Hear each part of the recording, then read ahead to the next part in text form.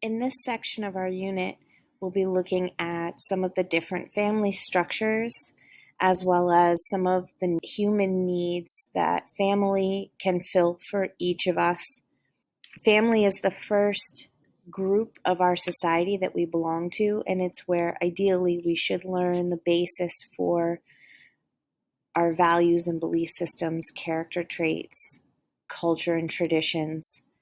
So family is very important to who we are and who we become. There are a number of different family structures and family types depending on who the members of your family are that make up your household. Regardless of what family structure is made up in your household, the type of family has nothing to do with the level of functionality of the family or whether or not it's a healthy family dynamic. That has a lot more to do with the way the people in your household interact with one another, the relationships and how healthy those individual relationships are, as well as whether or not there are any forms of distress or unhealthy behaviors or family dysfunction for other reasons. So any family type has the potential to be equally healthy or unhealthy. It has nothing to do with the structure of the family. So the first family type is what we call a nuclear family. This type of family is made up of two parents and their children. Those could be the biological children. Their children could also be adopted. These could be foster children. They could be children that were born through surrogacy. It really doesn't matter if they all live together in one household. They are a nuclear family.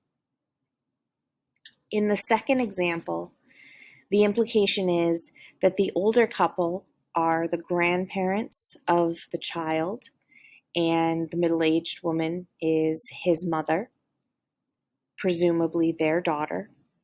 And in this type of family structure, if these people live together in one household, this is what we call a multi-generational family structure.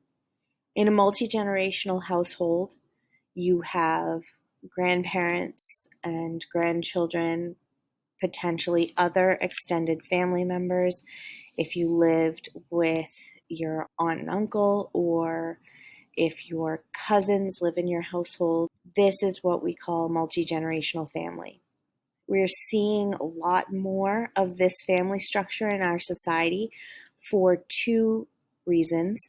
One is that we have a large elderly population currently in the United States as the baby boomer generation has reached the age of retirement and old age. Because of that, in many cases, if the option to move into an assisted living community or a nursing home isn't reasonable for the family, these elderly parents will be moving in with their adult children and their families. So this is one way that a multi-generational household might be formed. The other reason that we see a lot more of this family structure is because we often have younger people who have started a family of their own, and for whatever reason, they find themselves in a situation where they need additional support, and they find that support by moving back home with their parents. This would be another way in which multi-generational households are formed. In that same regard, if grandparents are the ones raising their grandchildren, or in any other situation where you live in the same household with your extended family members, these would be multi-generational families. The next family type is another that has become much more prevalent in our society over the last couple of generations, and that is what we call a blended family. In this picture, this is a woman and her children, a man and his children, and they have married and blended their families. So a blended family is where you may have step parents and step siblings. You may also have half siblings if the newly formed couple were to have more children together in addition to the children they brought to their blended family. Anytime a new family is formed where one or both partners already have a child or children of their own, this is how blended families are formed. And finally, we have the dynamic of a single parent household. A single parent family obviously would be one parent and their child or children. There are lots of different scenarios that might result in a single parent family. It could be a person who had a desire to parent but wasn't in a relationship and chose to adopt or pursue other means of becoming a parent so that they could have a family of their own. This could be someone who was not in a relationship that was intended to be a long-term committed relationship. Maybe it was an unintended pregnancy, and so the parent has decided to raise their child on their own. It may also be a situation where, due to divorce, breakup, death of a partner, the individual is left as a single parent. So there are a number of possible scenarios that would result in a single parent household. As I said before, the important thing to remember is that regardless of the family type and the structure of the household based on who the members of the family are, that is not what makes or does not make a healthy family situation. It's the parenting styles and the traits of the parents and the level of communication and the other factors that create healthy, functional families that are important, not who is in the family. The next thing about family that we're looking at is what was traditionally considered the family life cycle. And this was the typical chain of events that often families would go through as they were formed and as they progressed. Typically, families started with what was called the beginning stage, and this would happen when two people would first marry and begin to live as a couple.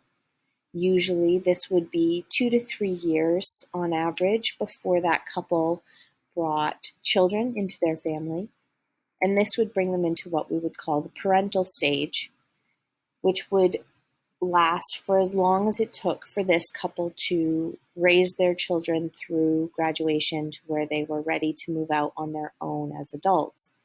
So from the birth of their first child until their last child graduates could be a significant length of time depending on how many children were in the family and how far apart their births were spaced or how far apart their ages were. Certainly, at a minimum, this would be about 18 years, but could be much longer than that. Once all of the children have moved on in their own adult lives and are no longer dependent and living in the household of their parents, the family would enter what's known as the middle age stage. And this is sometimes referred to as the empty nest stage because the parents have spent the majority of their years as a family with their focus being raising their children. And now they find themselves without that responsibility. They may be still acting as family advisors and helping their children emotionally. They may be involved very regularly or perhaps infrequently in the lives of their children's families, depending on how close they live to one another and what their relationships are like. But their primary focus is no longer the well-being of their own children. They're able to look at their relationship as a couple again. The final stage of the family life cycle is called retirement. In this case, we're referring to retiring from the responsibilities of being the head of the family, the person responsible for the family decisions. Certainly, they would still have a relationship with their adult children and their families, but this is their opportunity to refocus on themselves and their own lives and interests. There are so many different reasons why the family life cycle would not progress in this way. And even though this may have been the traditional expectation for a family life cycle, the modern family follows many different paths, and this is probably less typical and not necessarily even the majority of cases anymore. And if you notice in your study guide, when you get to this point, I do have a question there regarding some examples you can think of why the family life cycle might not progress in this way. So I'll give you a couple of examples. This format talks about the beginning stage happening when a couple gets married and then moves in together. We see many more couples now cohabitating before marriage. In fact, statistics show that millennials have a much lower marriage rate than previous generations. Another possibility would be a couple getting to the middle age stage and then being bumped back to the parental stage because they now have to raise their grandchildren for some reason. So there are lots of other possibilities and examples of how the family life cycle would look quite a bit different from this. And I'd like you to put a couple examples that you can think of on your study guide at this point. The last thing that I'd like to talk about and have us look at for this unit is what the needs are that family is responsible for meeting for us from the very beginning of our lives. This triangle represents something that's known as Maslow's hierarchy.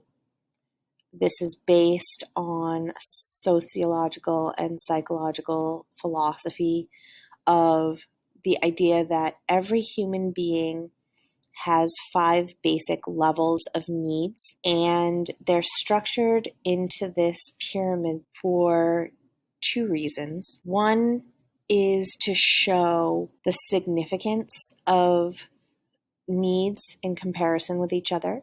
So the ones at the bottom that form the base of this triangle are considered to be the most essential, most important needs for us as humans.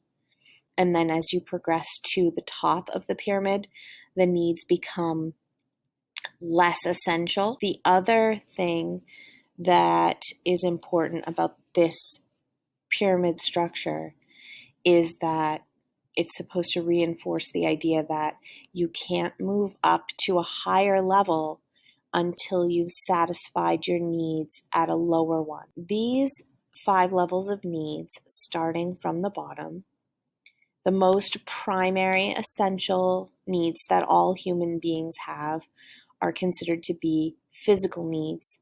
So this would be our needs for food, clothing, and shelter.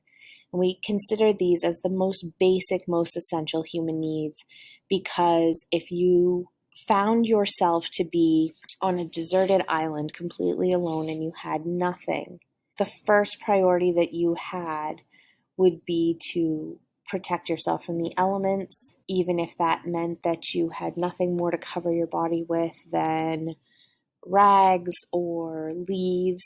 No better shelter than some palm leaves against a tree. No more food than what you could quickly harvest or find readily available. But at this level, when you have nothing else, you would take what you could get and you would prioritize these things over anything else. Once you had basic levels of food, clothing, and shelter, your most essential physical needs were being met, you would then become more concerned with safety. Are the food, clothing, and shelter that I have protecting me adequately? Are they of no risk to me? So, for example, the difference between healthy, nourishing food versus whatever you can get your hands on, or clothing that is appropriate to the climate and weather conditions, not just anything you can possibly put over your body. Shelter that is safe and also protecting you versus a simple roof over your head. Once your safety needs have been met, the next level of needs that we would prioritize are social needs. So if there were no other people, you might maybe befriend some kind of animal as a pet, or if you've ever seen the movie Castaway, where Tom Hanks ends up with a volleyball as his only companion. This is an example of how essential these human needs are and the fact that they are inherent in all of us. Even though you may be a person who prefers solitude and wants to live alone, on some level, we still need social interaction. We crave love and affection. We want to feel that we belong in a group. So even if it were an animal or an inanimate object, or just talking to yourself or feeling that you were one with nature in some way, we all have a desire to have some kind of connection. After that, we move into the category of what we call esteem needs.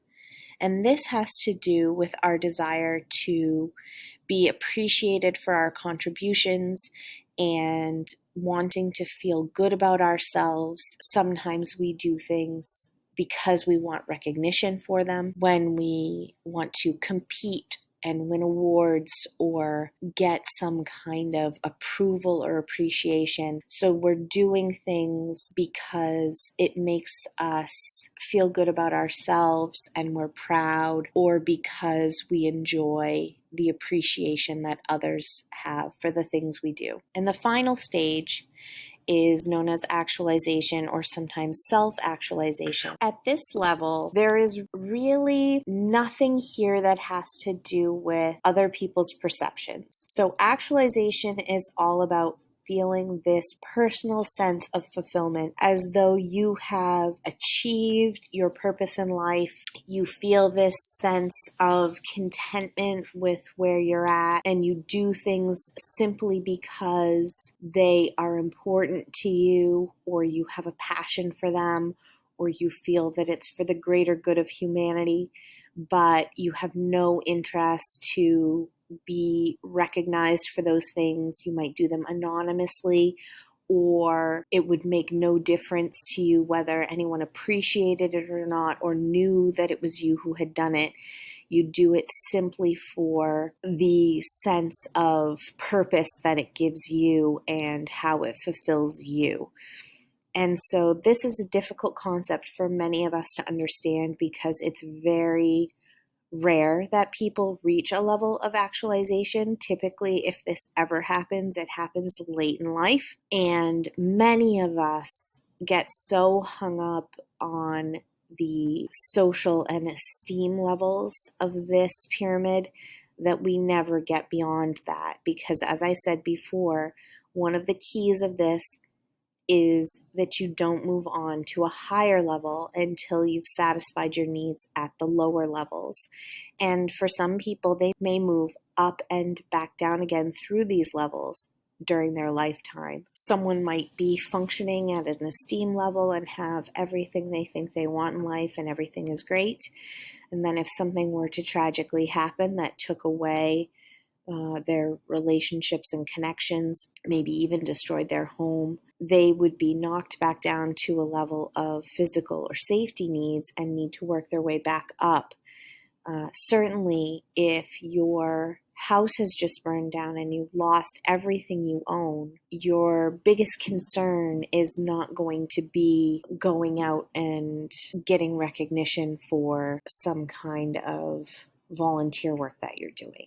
So looking at this hierarchy and these human needs and talking about how we move through these levels to meet these needs, if we're talking about family, obviously your family has a responsibility to clothe you and feed you and put a roof over your head and make sure that that roof is adequate protection, those clothes are adequate protection, that food is nourishing and healthful food. And in addition, your family has a responsibility to protect you, to not be a threat to you, and not endanger your safety in any way. And as we know, unfortunately, there are families where that need is not met. And so when we have children who are not having their safety needs met, that is the level that they are stuck at, looking for that safety and that security. And they can't move beyond that because it's not being provided at a basic level by their families as it should be. The same with the social level and the responsibility of your family as the first unit that you belong to in our society to make you feel a part of the family, to show you love and affection, to reinforce that you are part of that family unit and that you have a place there and that you will always have a place there, and to feel secure in that knowledge. Your family has a responsibility to help from a young age to build your self-respect and self-esteem and confidence, to be proud of your achievements, to praise the things that you do, to build you up, to give you positive messages. And there's a saying about the way you speak to your children becoming that child's inner voice when they get older. So if you're constantly praising your child and reassuring them and telling them the things they do well and that they're good at things, those children are more likely to have strong sense of self and self-esteem when they get older, in comparison to children who have heard negative messages throughout their developmental years and people criticizing them, putting them down, verbal abuse, emotional abuse. And obviously the inner voice that forms for those children is a self-critical one, and they would be lacking in self-esteem and confidence. And as we said, not all people ever reach actualization. It's something that typically happens later in life. But in order for you to have the potential to reach actualization, you need a strong foundation to build toward meeting all of those other four levels of needs. And that can only happen if you start out with a strong and healthy foundation from your family, and in turn providing that same healthy foundation for your children in the future.